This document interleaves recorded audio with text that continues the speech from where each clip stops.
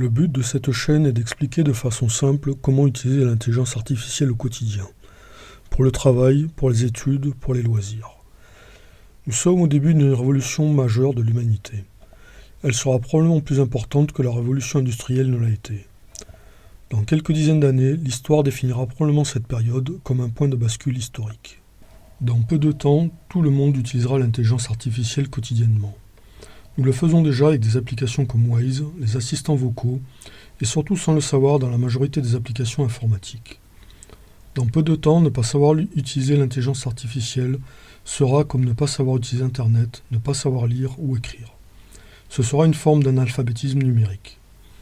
Au niveau travail, la productivité des personnes utilisant l'IA sera beaucoup plus importante que pour celles qui ne savent pas l'utiliser. Il sera donc impératif de pouvoir indiquer sur son CV quel est son niveau d'utilisation des outils IA.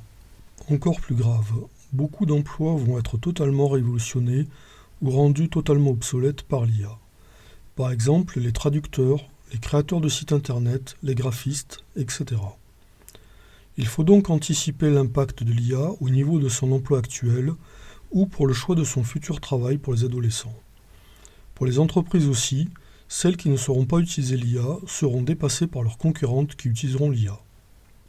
Il faut apprendre l'IA et utiliser l'IA régulièrement maintenant, sans attendre d'être dépassé. Il faut être proactif au lieu de subir et d'être à la traîne. Dans l'informatique, nous sommes habitués à des progressions très rapides, mais l'IA évolue à une vitesse que l'on n'avait encore jamais vue avant, et de beaucoup. Si on ne le voyait pas, on ne le croirait pas. Il y a plusieurs niveaux d'utilisation de l'IA. Pour faire un parallèle avec la voiture, savoir conduire une voiture n'implique pas de savoir comment fonctionne le moteur. C'est très utile d'avoir des notions basiques de mécanique pour bien conduire et pour effectuer l'entretien de base du véhicule. Mais pour les réparations, il y a des professionnels qui ont fait des études dans ce domaine et qui réparent des véhicules toute la journée, même si un gros pourcentage des conducteurs est capable de bricolage d'un niveau de difficulté moyen. Il en est de même pour l'IA. Tout le monde devra savoir utiliser les outils d'IA, mais sans nécessairement être capable d'aller bidouiller en profondeur. L'utilisation des outils d'IA est à la portée de toutes les personnes capables d'utiliser un ordinateur. Il n'est pas nécessaire d'avoir un niveau très élevé en informatique. Donc pas de blocage, pas de complexe, c'est comme pour tout, cela s'apprend. Tout simplement. Il faut surtout de la pratique, donc pratiquer, faites des erreurs, recommencer, tester, essayez un peu tout. Mais surtout, allez-y, ne restez pas à attendre, car sinon vous serez dépassé. L'objectif de cette chaîne est de montrer comment utiliser l'IA de façon très simple, dans des vidéos courtes. Il y a des dizaines d'IA existantes, pour le moment elles sont spécialisées dans les images, la musique, le texte, la vidéo, etc. Dans chaque vidéo, on verra comment utiliser un outil à la fois, par exemple comment générer une musique ou comment générer une image. Pour simplifier, chaque vidéo sera assez courte, et plutôt que de faire une vidéo très complète sur un outil, on fera une première vidéo expliquant comment utiliser les fonctionnalités de base de l'outil, puis plus tard, d'autres vidéos pour expliquer les fonctionnalités plus avancées. Si on explique tout en détail, c'est trop compliqué à assimiler en une seule fois. À titre d'exemple, la musique d'introduction de cette vidéo a été générée par l'IA Suno, juste avec la requête, le prompt, Hard Rock Music, Only Instrumental.